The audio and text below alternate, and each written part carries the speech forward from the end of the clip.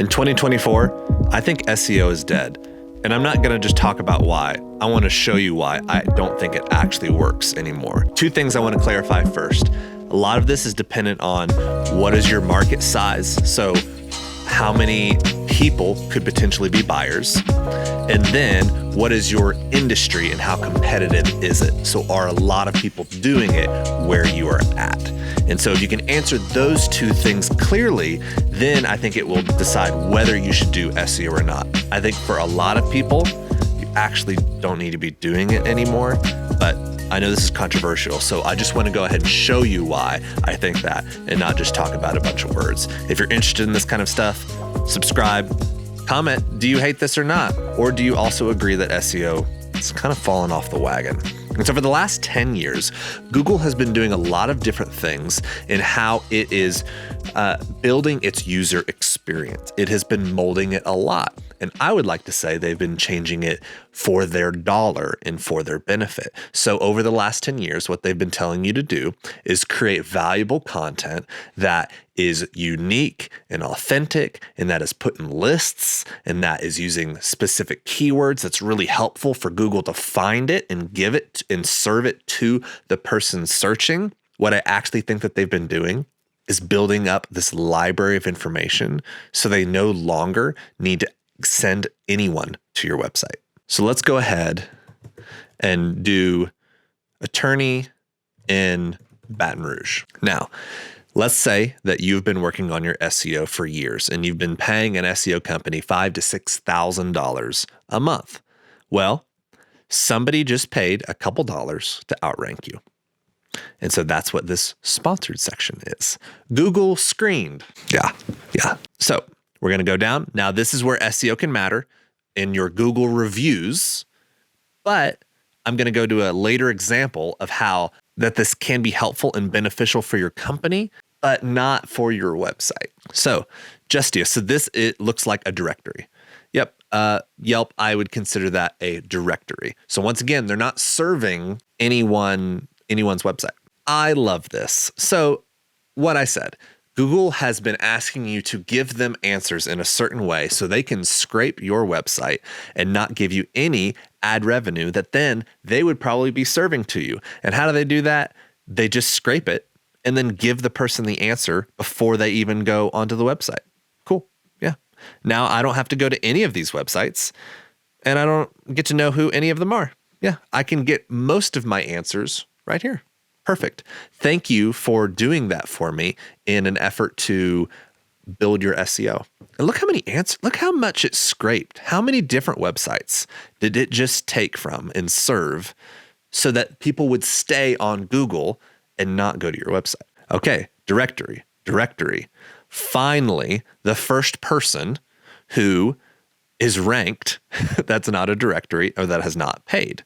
Okay, I only had to go down halfway through the page. And of course, we know on mobile, it's even more of a scroll than this. And so finally, we have SEO working. Oh, someone still buying spots even in the middle of the page. They're just not paying as much. So I mentioned previously about how Google actually doesn't want people going on other people's websites anymore.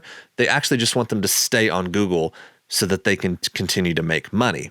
Let me show you how. So let's do Thai food near me. Awesome.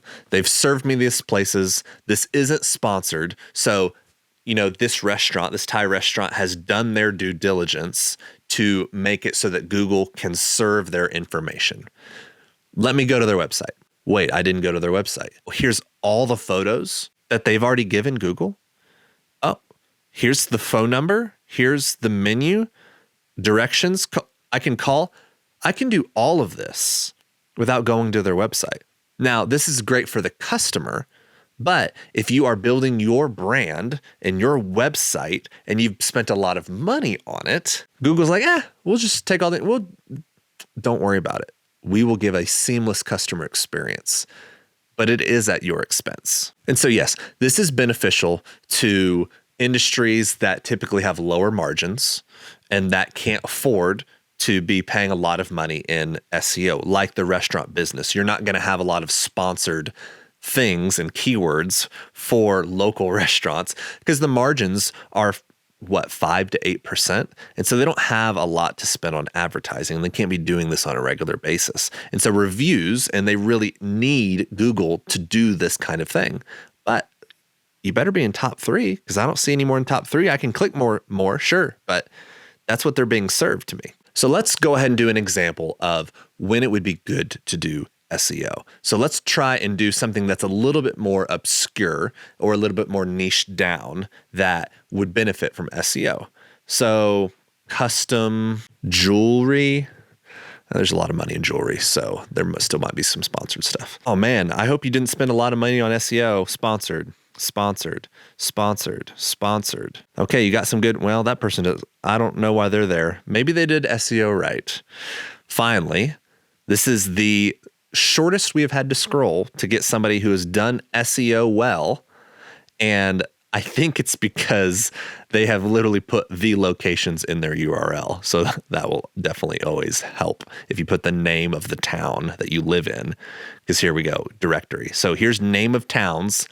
Once again, no brand like Castle Rock and Jewelry. If that's the name of your company, you're not looking to expand outside of Castle Rock. Up, served information, rock jewelry, CR, a K store, special K locations. I mean, there's not a single, like K Jewelries and Zales are the only brand of jewelry here. Everything is location jewelry is their URL, which means that you can't expand, which means that you have a very limited market. Lakewood Jewelers. What you don't see is brands that are near me that are not named the town. Finally. Oh, it's sponsored. Oh. It happens. Oh, sponsored. Permanent Jewelry. There we go. Victoria Mary Jewelry. This is a brand that could choose to go outside of Castle Rock, Colorado. And you are so far down the page. I just feel bad for businesses. 10 years ago, if you had used an SEO strategy, you would have been fine. It did work. I'm speaking as somebody who has used SEO strategy, but Google is taking all the information from your website, serving it to the customer before they even get there, or someone's just paying for the spot. So there's thousands of dollars, or maybe not even the thousands of dollars. Maybe you're doing it on your own. Maybe you are the one who is trying to knock out a blog a week or something like that. Google is not serving you well. They are forcing you into their ecosystem, which now is not valuing SEO that much. If I was just trying to do quick and dirty SEO, I would just make a ton of lists that answer specific questions, and that be my blog post. Because, I mean, it's crazy.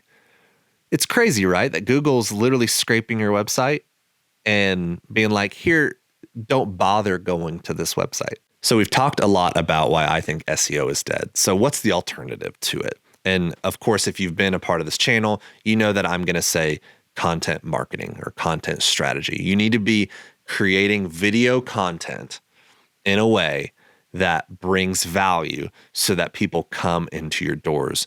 And Google is actually promoting this strategy right now. So what a lot of people don't realize is that Google is the #1 search engine. Yes, YouTube is the second biggest search engine. It is the second most popular site in the world. I believe the most recent statistic is that 1 of every 2 people in the world go on YouTube at least once a month. It's kind of silly. It's kind of crazy.